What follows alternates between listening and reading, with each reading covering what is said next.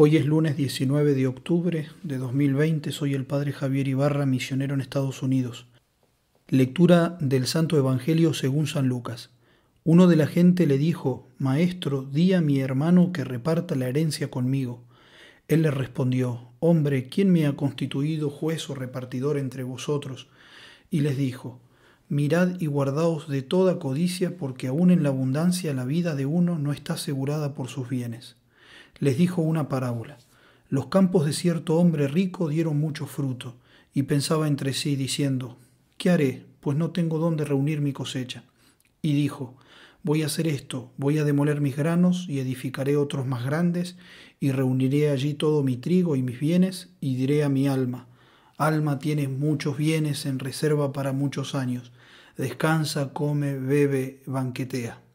Pero Dios le dijo: Necio, esta misma noche te reclamarán el alma.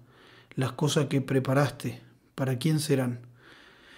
Así es el que atesora riquezas para sí y no se enriquece en orden a Dios. Palabra del Señor. Gloria a ti, Señor Jesús.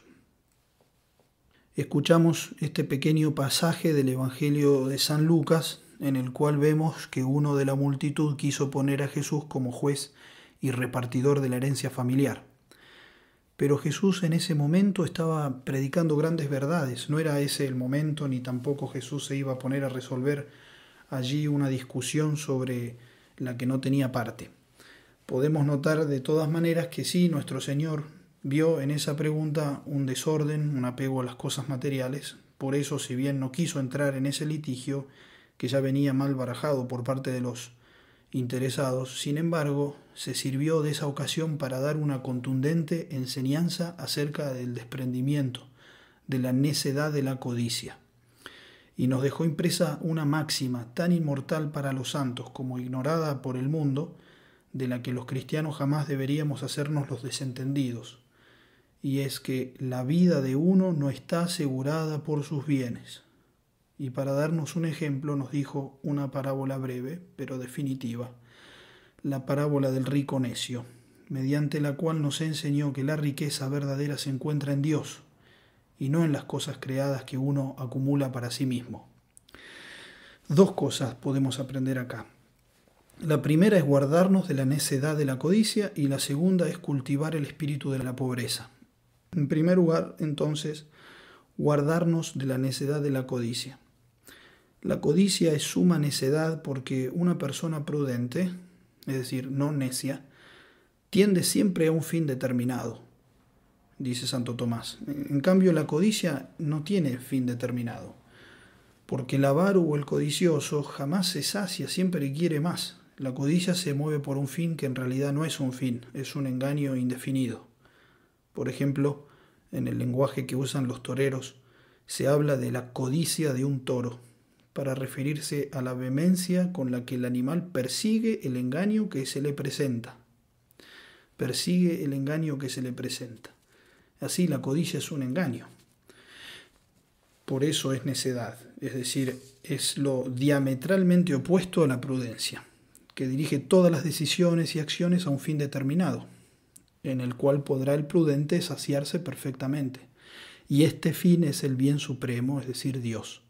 Por eso debemos cuidarnos mucho de las riquezas, especialmente cuando pensamos que en ellas vamos a poder encontrar reposo y seguridad. Necio, esta misma noche te reclamarán el alma. No podemos mendigar de las cosas creadas lo que simplemente nunca nos van a poder entregar, porque hemos sido creados para la riqueza con mayúscula que es Dios. Mientras tanto debemos despreciar ese atractivo engañoso de poseer cosas en esta tierra. No significa que tenemos que prescindir de cosas materiales, significa que debemos despreciar, es decir, sacarle el precio a ese atractivo engañoso de poseerlas. Y no nos referimos solamente al dinero, sino también a otras cosas como la acumulación de comodidades, la acumulación de honor, de fama, de poder, de posición y bienestar social, del reconocimiento, de la aprobación, del afecto de los demás. Aún teniendo todas esas cosas, el codicioso siempre va a querer tener más. Y ahí radica precisamente la necedad, porque es como un embotamiento de la mente, una desviación en cuanto al objeto de la libertad. Es una necedad que nos esclaviza, por eso dejarse arrastrar por la codicia supone entrar en un ambiente de esclavitud.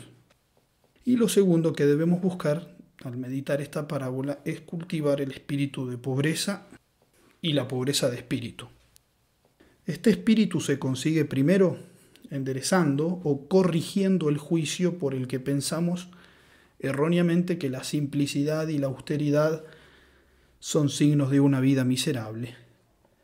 No, debemos convencernos de que el espíritu de pobreza y desprendimiento, además de ser elemento clave y esencial de la vida cristiana, es un indicio de grandeza de alma. Es la primera bienaventuranza.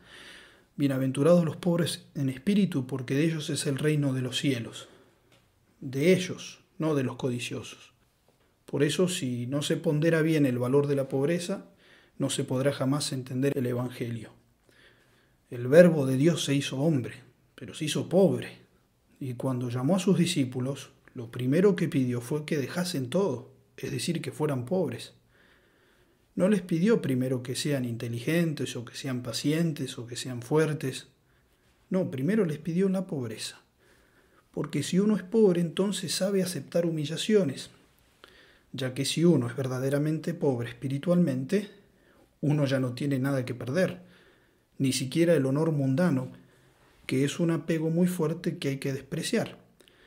Muchas veces no somos capaces de recibir bien las humillaciones porque tenemos muchas cosas que nos duele mucho dejar, como la vanagloria.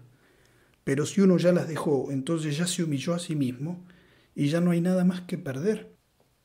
Y así la pobreza engendra humildad, de la cual se siguen todas las demás virtudes, como enseña San Ignacio. El padre Casanovas, comentando esta enseñanza de San Ignacio, dice: Jesucristo ha hecho de la pobreza y de la humildad el centro de sus enseñanzas. Las ha convertido en su bandera, dándomelas como escalones que me llevan a todas las virtudes. Y el demonio, por su parte, es muy astuto porque él sabe que para nosotros la pobreza es una cuestión delicada, porque es verdad que necesitamos de cosas materiales, necesitamos comer, vestir, vivienda, muchas cosas más. Por eso él juega en un terreno en el cual nosotros nos encontramos según nuestra naturaleza, que es dependiente. Entra en nuestro terreno y nos embarra la cancha, y nos quiere hacer creer que toda nuestra existencia depende de las cosas creadas. Es decir, nos miente, porque como nos advierte nuestro Señor, la vida de uno no está asegurada por sus bienes. El ejemplo de pobreza cristiana lo encontramos en los santos.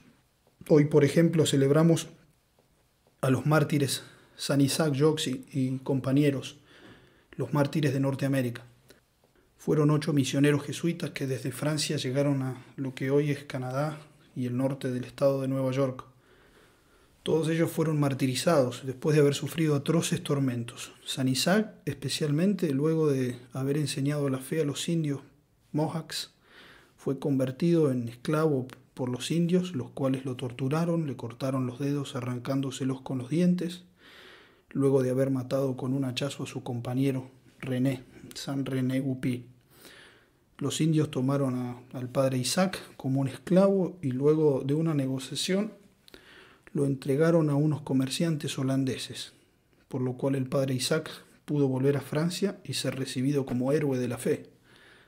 De todas maneras, con un espíritu extraordinariamente desprendido y de pobreza, sin ningún tipo de apego a honores o comodidades que podría haber tenido bien merecidamente, pidió ser enviado de nuevo al mismo lugar de misión, atravesando nuevamente el Atlántico, remontando ríos y cruzando los bosques iroqueses para predicar el Evangelio a los mismos indios que lo habían torturado tan cruelmente y que habían martirizado a su compañero de misión, San René. Todo esto hizo solamente para ser tomado de nuevo cautivo, desnudado, golpeado. Le arrancaron pedazos de carne de su espalda y de sus brazos y finalmente le abrieron la cabeza a hachazos, consumiéndose así su martirio glorioso. Desde Montreal, antes de emprender el último viaje misionero, le había escrito a su superior estas líneas: Quiero todo lo que nuestro Señor quiere, y lo quiero con el peligro de morir 1000 veces. Oh, ¿cómo podría arrepentirme de perder una ocasión tan gloriosa cuando solo de mí depende que se salven algunas almas?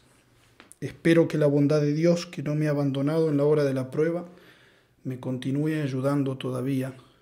Él y yo somos capaces de pisotear todas las dificultades que pueden oponerse a esta empresa, pues no nos metemos forzadamente en esta obra, sino que emprendemos este viaje únicamente para agradarle, sin nada consultar a las repugnancias de la naturaleza. Por eso, solamente aquellos que tienen a Dios como única riqueza son capaces de dejarlo todo, la piel y lo restante, como dice San Juan de la Cruz. Y no solo una vez, sino 1.000 veces, porque la auténtica sed de Dios puede matar de una vez y para siempre aquella codicia funesta por los placeres de una vida pasajera. Que la Santísima Virgen María nos guarde de toda codicia de los bienes creados y nos regale un verdadero espíritu de pobreza y una sed infinita por los bienes del cielo.